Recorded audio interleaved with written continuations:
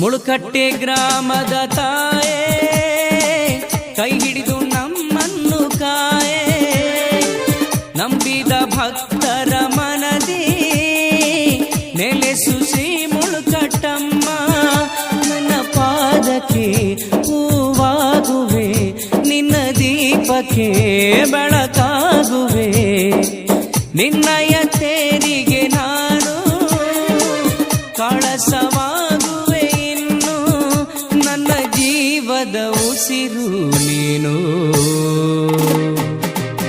ನನ್ನ ಉಸಿರು ಉಸಿರಲ್ಲೂ ನಿನ್ನ ನಾಮವ ಜಪಿಸುವೆನು.